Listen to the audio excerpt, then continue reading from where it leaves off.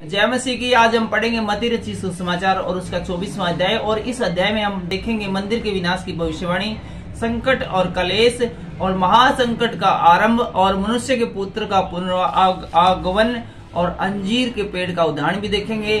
और इसके साथ साथ हम देखेंगे जागते रहो और विश्वास योग्य दास और दुष्ट दास भी हम देखेंगे। तो ये जो अध्याय है ये प्रकाशित वाक्य ऐसे के जैसे ही है।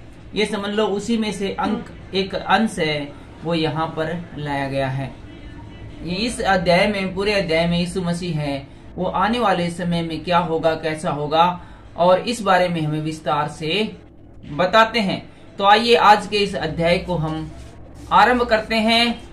और इसके अंदर सबसे पहले जो हम पढ़ते हैं पहली आयत, उसमें है मंदिर के विनाश की भविष्यवाणी। जब यीशु मंदिर से निकलकर जा रहा था तो उसके चेले उसको मंदिर की रचना दिखाने के लिए उसके पास आए।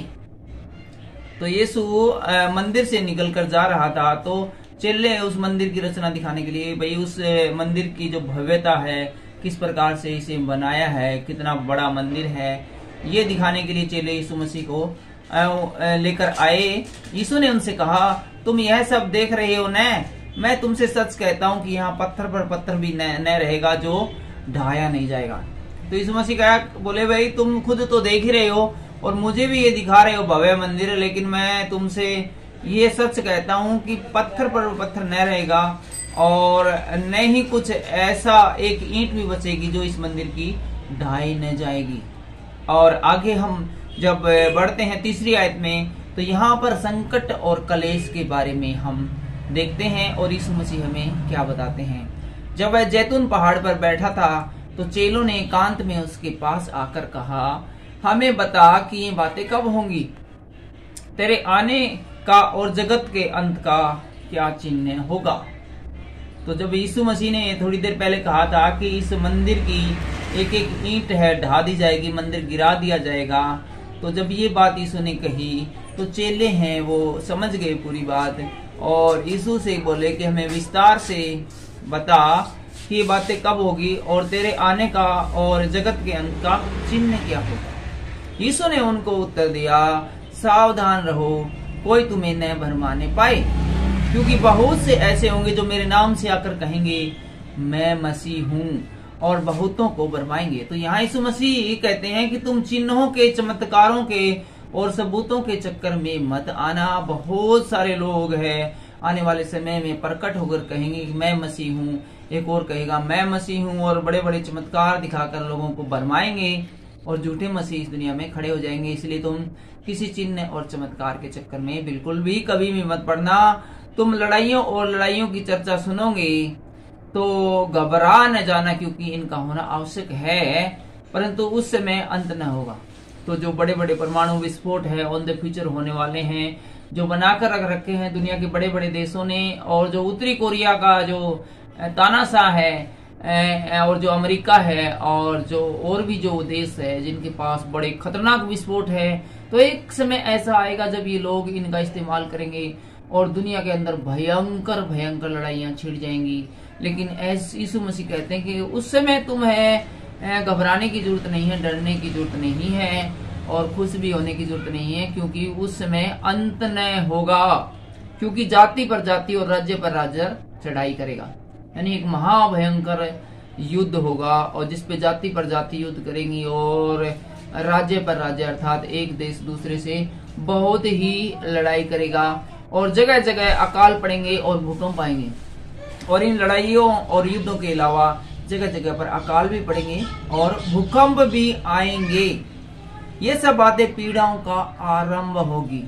तो यीशु मसीह कहते हैं कि ये जो पीड़ाएं हैं, युद्ध है और जो क्या बोलते हैं इसको, जल की जो अतिबाढ़ है और अकाल पड़ेंगे, भूकंप आएंगे, तुम इनको पीड़ाओं का समाप्ति मत समझना, ये तो पीड़ाओं का आरंभ होगा। यहाँ से है वो दुखों का आरंभ स्टार्ट होगा। तब वे कलेश देने के लिए तुम्हें पकड़वाएंगे और तुम्हें मार डालेंगे और मेरे नाम के कारण सब जातियों के लोग तुमसे बैर रखेंगे। और एक ऐसा भी समय आ सकता है ऑन द फ्यूचर कि लोग है वो मसीह से प्यार करने वालों को, क्रिश्चियनों को विशेष रूप से सताएं, उन्हें दुख दें। और मैं आपको एक एग्जाम्पल देता हूं कि इस दुनिया के अंदर 70 से ज्यादा देश है वो मुस्लिम कंट्री के हैं। ऑन द फ्यूचर हो सकता है कि मुस्लिमों का साम्राज्य स्थापित हो जाए पूरी दुनिया के ऊपर, तो वो सबसे पहला काम है वो क्रिश्चियंस को मारने का करेंगे। तो यीशु मसीह ने इसकी एक झलक पहले ही दे दी है कि हो सकता है कि मेरे नाम के कारण में तुम्हें सताएं, तब बहुत से ठोकर खाएंगे और एक दूसरे को पकड़वाएंगे और एक दूसरे से बैर रखेंगे।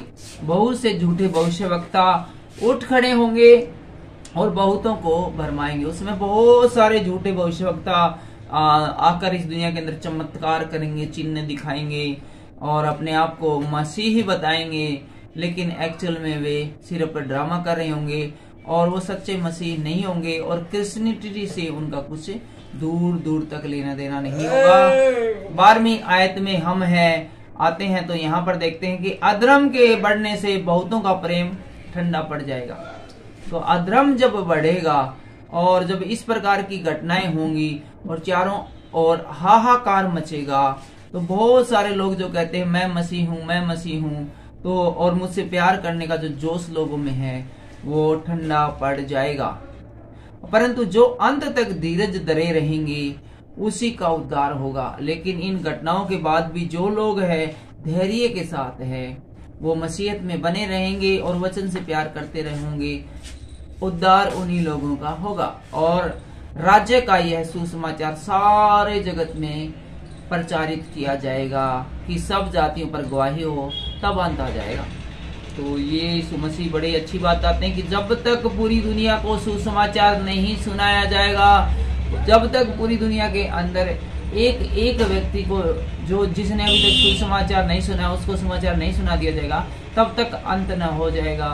क्योंकि ऐसा ना हो कि लोग ये कहने पाए कि हमें तो पता ही नहीं चला कि हमने क्या गलतियां कर रखी है, कोई हमें बताने वाला ही नहीं आया। इसलिए ये आवश्यक है कि इस दुनिया का अंत होने से पहले हर एक व्यक्ति तक सुसमाचार पहुंचाया जाए। और हम 15वीं आयत में आ चुके हैं और यहाँ का जो शीर्षक है वो है महासंकट का आरंभ। इसलिए जब तुम उजाड़ने वाली घृणित वस्तु को, जिसकी चर्चा दानियल भविष्यवक्ता के द्वारा की गई थी, पवित्र स्थान में खड़ी हुई देखे, जो पढ़े वह समझे। तो ये जो लाइन थी इसका क्या मतलब है? इसका मतलब ये हुआ कि जब तुम पवित्र मंदिरों में, चर्चों में जब किसी मूर्ति को, जो कि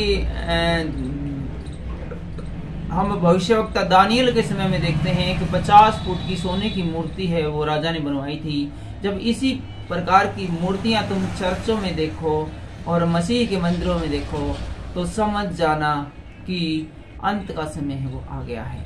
तब जो यहूदिया में हो वह पहाड़ों पर भाग जाए, जो छत पर हो वह अपने घर में सामान लेने को न उतरे, और जो खेत में हो वो अपना कपड़ा लेने को वापस न लौटे। तो इस समय का जब समय आएगा, जब अंत का समय आएगा, तो किसी के पास किसी को एक सेकंड का भी टाइम नहीं दिया जाएगा कि वो कुछ कर सके और अपने प्यारों से मिल सके या कुछ अपना लोकप्रिय काम कर सके। उसको बस जब अंत समय आएगा तो उठा लिया जाएगा। 19वें आयत में लिखा है, उन दिनों में जो गर्भवती और दूध पिलाती होंगी उनके लिए हाय हाय।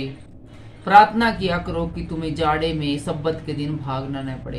तो इस मसीह कहते हैं कि यदि कोई कोई ऐसी स्त्री होगी जो कि बच्चे को दूध पिला रही होगी, उस समय में जब इस प्रकार की घटनाएं घटेंगी, युद्ध होंगे, हाहाकार मचेगा, तो उस औरत के लिए बड़ा ही कठिन समय होगा। और यदि सर्दी की ऋतु हुई तो ये समय और भी कठिन हो जाएगा, क्योंकि इतनी ठंड के अंदर अपने आप को बचाने के लिए लोग मारे मारे फिरेंगे, लेकिन उन्हें कहीं भी कोई भी जगह नहीं मिलेगी, क्योंकि उस समय ऐसा भारी कलेश होगा जैसा जगत के आरंभ से न तो अब तक हुआ और न होगा। एकदम भारी कलेश है वो होने वाला है। चारों ओर हाहाकार, किलकारे हैं, वो मृत्यु का शोर चारों ओर सुनाई देगा। और ये तब होगा जब अंत का समय आने वाला होगा। यदि वे दिन घटाए न जाते तो कोई प्राणी न बचता। उन दिनों की संख्या है वो घटा दी गई है। वो जो संकट काल आएगा वो इतने लंबे समय तक नहीं आएगा जितने लंबे समय के लिए उसको बनाया गया था, क्योंकि यदि ऐसा होता तो फिर इस दुनिया में किसी एक का भी प्राण न बचता, और परंतु चुने हुए के कारण में दिन घटाए गए हैं, क्योंकि जो चुने हुए हैं उनको बचाना जरूरी था, इसलिए इस समय को शॉर्ट कर दिया गया है। उस समय यदि कोई तुमसे कहे देखो मसीह यहाँ है या वहां है, तो विश्वास न करना, क्योंकि झूठे मसीहा और भविष्यवक्ता उठ खड़े होंगे और बड़े चिन्ह और अद्भुत काम दिखाएंगे कि यदि हो सके तो चुने हुए को भी भरमा दे। उसमें लोग हैं, उनकी कुछ लोगों की कोशिश यही रहेगी कि जिन लोगों के नाम जीवन की पुस्तक में लिख लिए गए हैं, जो सच्चे मसीहा है, उनको भी बका दिया जाए और उनको भी स्वर्ग में जाने से बड़े बड़े लालच दिखाकर है वो रोका जाएगा। देखो मैंने पहले ही तुम्हें ये सब कुछ कह दिया, इसलिए यदि वे तुमसे कहे देखो वह जंगल में है तो बाहर न निकल जाना, या देखो वह कोठरी में है तो विश्वास न करना। कोई तुमसे कुछ भी कहता रहे कि मसीह को मैंने जंगल में देखा, पहाड़ पर देखा, मंदिर में देखा या किसी कोठी में देखा, विश्वास मत करना। घर से मत निकलना मुझे देखने के चक्कर में, वरना तुम मारे जाओगे, क्योंकि ऐसी उन लोगों की चाल होगी। और जैसा कि अभी बताया था कि वे चाहेंगे कि बहुत सारे लोग हैं जो चुने हुए हैं वो भी मसीह के साथ स्वर्ग में जाने न पाए। और हम आगे बढ़ते हैं 27वीं आयत में, तो यहाँ लिखा है क्योंकि जैसे बिजली पूर्व से निकलकर पश्चिम तक चमकती है, वैसे ही मनुष्य के पुत्र का आना होगा। जहाँ लोथ हो वहाँ गिद्ध इकट्ठे होंगे। और हम आगे 29वीं आयत में पहुंच चुके हैं, जहां पर लिखा है मनुष्य के पुत्र का पुनरागमन। उन दिनों के कलेश के तुरंत बाद सूर्य अंधियारा हो जाएगा। जब ये इतना बड़ा संकट और कलेश इस दुनिया में आएगा, तो उसके बाद है वो सूर्य अंधियारा हो जाएगा और चंद्रमा का प्रकाश जाता रहेगा। और जब सूर्य अंधकार में हो जाएगा तो चंद्रमा भी अपना प्रकाश न देगा, क्योंकि जो चंद्रमा है वो अपना प्रकाश सूरज से ही लेता है, और तारे आकाश से गिर पड़ेंगे और आकाश की शक्तियां हिलाई जाएंगी। और जब सूर्य है वो अपना प्रकाश न देगा और उसका प्रकाश जाता रहेगा, तो चंद्रमा का प्रकाश भी जाता रहेगा। और इसके अलावा जो आकाश में तारे हैं वो नीचे गिर पड़ेंगे, और आकाश में जितने भी ग्रह हैं, उपग्रह है, वो सब के सब हिला दिए जाएंगे। आकाश के अंदर कहने का मतलब एक बहुत बड़ी हलचल पैदा होगी। तब मनुष्य के पुत्र का चिन्ह आकाश में दिखाई देगा। तब सारी पृथ्वी के सब कुल के लोग छाती पीटेंगे और मनुष्य के पुत्र को बड़ी सामर्थ्य और ऐश्वर्य के साथ आकाश के बादलों पर आते हुए देखेंगे। उस समय जबकि घनघोर अंधेरा इस दुनिया के अंदर होगा, तो आकाश में से क्रूस का चिन्ह प्रकट होगा, और उस चिन्ह को देखकर सारी दुनिया के लोग छाती पीटेंगे कि हमने मसीह जो इस दुनिया में रहा, और कितने सारे नबी आए, योना आए और सारे लोग आए, हमने उसका विश्वास क्यों नहीं किया। वह तुर्री के बड़े शब्द के साथ अपने दूतों को भेजेगा, और वह आकाश के इस छोर से उस छोर तक चारों दिशाओं से उसके चुने हुए को इकट्ठा करेंगे। यीशु मसीह उन्हें आज्ञा देगा तुर्री बजाकर, और उस समय उसके दूत है वो आकाश से निकल पृथ्वी के इस छोर से लेकर उस छोर तक जाएंगे, और अपने चुने हुए सब लोगों को जिनके नाम जीवन की पुस्तक में लिखा है इकट्ठी करेंगे। अब हम पहुंच गए हैं 32वीं आयत में, और इसका शीर्षक है अंजीर के पेड़ का उदाहरण। अंजीर के पेड़ से यह दृष्टांत सीखो, जब उसकी डालियां कोमल हो जाती और पत्ते निकलने लगते हैं, तो तुम जान लेते हो कि ग्रीष्म ऋतु निकट है। अंजीर के पेड़ को देखकर तुम पता लगा लेते हो, उसके चिन्ह को, उसकी बनावट को देखकर कि गर्मी का मौसम नजदीक है। इसी रीति से जब तुम इन सब बातों को देखो तो जान लेना कि वह निकट है, वह द्वार पर है। जिस प्रकार की बातें अभी मैंने आपको बताई है, इस प्रकार की बातों और घटनाओं को जब तुम देखोगे तो तुम जान लेना कि अंत समय है वो आ गया है। तुमसे सच कहता हूं मैं कि जब तक ये बातें पूरी न हो तब तक इस पीढ़ी का अंत नहीं होगा। जिस प्रकार मैंने अभी तुम्हें बताया है, और यदि जब तक इस प्रकार की घटनाएं नहीं घटेगी तब तक इस पृथ्वी का और इस पृथ्वी के लोगों का अंत न होगा। आकाश और पृथ्वी टल जाएंगे, परंतु मेरी बातें कभी न टलेंगी। तो यीशु मसीह ने कहा है कि उसकी बातें कभी भी झूठी नहीं होती, और जो उसने कह दिया सो कह दिया, वो अटल है, वो बदला नहीं जा सकता, और हर हाल में वो पूरा होगा। और आगे हम पहुंच गए हैं 36वीं आयत में, और इसका शीर्षक है जागते रहो। उस दिन और उस घड़ी के विषय में कोई नहीं जानता, न स्वर्ग के दूत और न पुत्र, केवल पिता। तो यहाँ पर यीशु मसीह ने बहुत ही स्पष्ट रूप से बता दिया है कि योना को बताया गया था कि 40 दिन के बाद है वो नीनवे का नाश किया जाएगा। इसी प्रकार लूत को भी बता दिया गया था कि 3-4 घंटे बाद है ये सदोम और अमोरा नष्ट की जाएंगे। और इसी प्रकार है वो नूह को भी बता दिया गया था कि इस पृथ्वी का जल प्रलय के द्वारा नाश होने वाला है, जब तक कि तुम जहाज नहीं बना लेते उस समय के लिए ये जल प्रलय रोका गया है। उसको बनाने में चाहे हफ्ता लगे, चाहे 10 दिन लगे या 15 दिन लगे, यानी सब लोगों को अंत का समय बता दिया गया था। लेकिन यहाँ पर जो पृथ्वी का अंत होगा, जब इस दुनिया का नाश किया जाएगा, उस समय के अंत के बारे में कोई भी नहीं जानता। यहाँ तक कि यीशु मसीह भी नहीं जानता है और कोई स्वर्गीय दूत भी नहीं जानता है।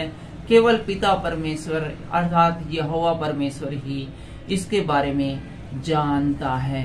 तो यहाँ पर यीशु मसीह ने बड़ी ही एक नॉलेज में और बहुत ही अच्छी बात आई कि मैं भी नहीं जानता कि इस दुनिया का अंत है वो कौन सी तारीख को होगा, लेकिन इस अंत होने से पहले जो जिस प्रकार की घटनाएं होंगी वो मैं जानता हूँ, और वो मैंने कुछ भी अपने पास नहीं रखी है, और सब कुछ तुम्हें अंत से पहले जो होगा वो बता दिया है। हम आ चुके हैं 37वें आयत में। जैसे नूह के दिन थे वैसे ही मनुष्य के पुत्र का आना भी होगा। नूह के समय में जिस प्रकार से जल प्रलय आया था और इसी प्रकार से जल प्रलय आई थी, इसी प्रकार से मनुष्य के पुत्र का आना भी होगा। क्योंकि जैसे जल प्रलय से पहले के दिनों में जिस दिन तक कि नूह जहाज पर न चढ़ा उस दिन तक लोग खाते पीते थे और उसमें विवाह होते थे, और जब तक जल प्रलय आकर उन सबको बहाना न लग गया तब तक उनको कुछ भी मालूम न पड़ा। वैसे मनुष्य के पुत्र का आना भी होगा। तो जब जल प्रलय आने वाला था और नूह जहाज बना रहा तो उस समय लोग अपने खाते पीते थे, विवाह की तैयारी कर रहे थे। कोई नई जॉब की तैयारी कर रहा था, कोई नई गाड़ी लाने के बारे में सोच रहा था, कोई आईफोन खरीदने के बारे में सोच रहा था और आगे की भविष्य की योजनाएं बना रहे थे। लेकिन किसी को भी ये पता नहीं था, किसी को भी विश्वास नहीं था कि जल प्रलय आएगा और ये दुनिया का नष्ट हो जाएगा। और जिस दिन नूह है वो उसमें बैठ गया किश्ती में, और उस दिन से जो जल प्रलय का आरंभ हुआ, और जब वो मनुष्य खुद उस जल प्रलय में डूबकर मर गए तब उन्हें जाकर विश्वास होया कि नूह सही कहता था कि जल प्रलय आनी है। इसी प्रकार से इस जगत के लोगों के साथ भी होगा कि जब जो घटनाएं मैंने बताई है जब ये घटित होंगी, तब वे जब नष्ट होने वाले होंगे तब उन्हें विश्वास होगा कि यीशु मसीह सच कहता था। उस समय 2 जन खेत में होंगे, एक ले लिया जाएगा और दूसरा छोड़ दिया जाएगा। तो उस समय 2 जन यदि खेत में हुए तो जो जिसको स्वर्ग के लिए चुना गया है उसको ले लिया जाएगा, और जिसको नरक के लिए चुना गया है उसको छोड़ दिया जाएगा। 2 स्त्रियां चक्की पीसती होंगी, एक ले ली जाएगी और एक छोड़ दी जाएगी। इसी प्रकार से यदि 2 स्त्रियां है वो चक्की पीसती होंगी तो एक तो ले ली जाएगी, एक छोड़ दी जाएगी। ले ली कौन सी जाएगी? जिसको कि परमेश्वर के राज्य में लेकर जाना है। छोड़ कौन सी जाएगी? जिसे कि नरक की आग में झोंकना है। इसलिए जागते रहो, क्योंकि तुम नहीं जानते कि तुम्हारा प्रभु किस दिन आएगा।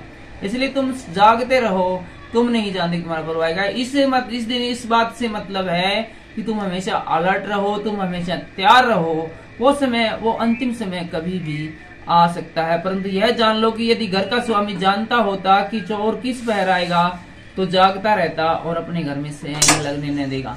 क्योंकि नौकर होते हैं, यानी घर का स्वामी होता है, उसको नहीं पता होता कि चोर किसी घड़ी आएगा।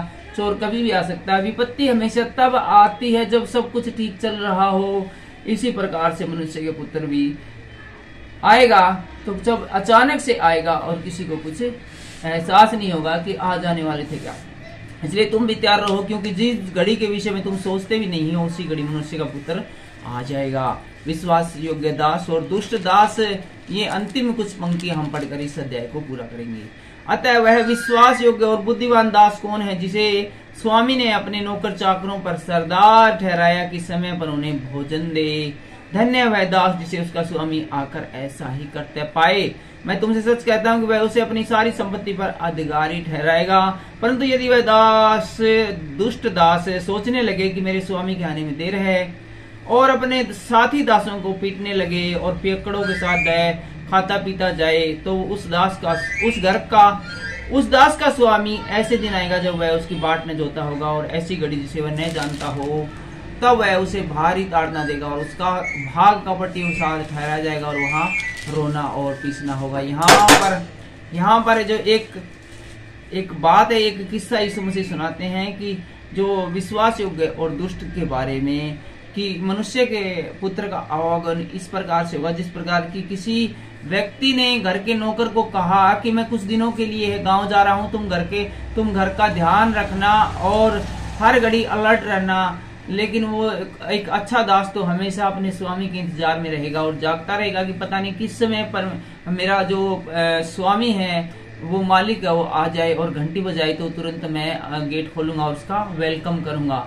लेकिन एक और दूसरा दुष्ट जो नौकर है, उसने सोचा कि यार 1 महीने से इंतजार कर रहा हूँ, मालिक आ ही नहीं रहा, पता नहीं कब आएगा, क्यों चक्करों में पड़े। अपने दोस्तों को फोन करके बुलाता और वहां पर मिक्का सिंह के और हनी सिंह के गाने लगाकर डीजे बजाकर डांस कर रहा, खा रहा पी रहा है, मुर्गे खा रहा है, दारुआ पी रहा है। और ऐसा हुआ कि जब ये सब कर ही रहा था तो घर की घंटी बजी और मालिक आ गया। और मालिक आकर बोले ये क्या चल रहा है, क्या मैंने अपने घर को ये सब करने के लिए तुम्हें छोड़ नौकरी पे रखा है क्या पैसे इसलिए दे रहा हूँ कि तू यहाँ पर डांस पार्टियां करता रहे, या फिर तुझे घर की रखवाली की रखा था।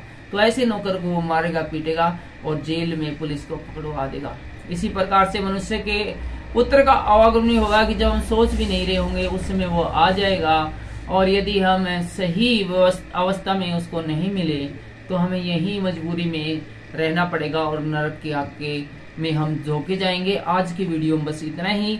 अगला वीडियो हम बनाएंगे 25वें अध्याय के बारे में, और इस वीडियो में हम बात करेंगे 10 कुंवारियों का दृष्टांत के बारे में, तोड़ों का दृष्टांत के बारे में और न्याय के दिन के बारे में।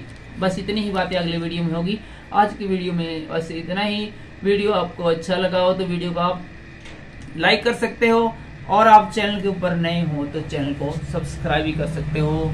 आप सबको इस वीडियो के द्वारा बहुत सी आशीष और बरकत मिले। सबको जय मसीह की।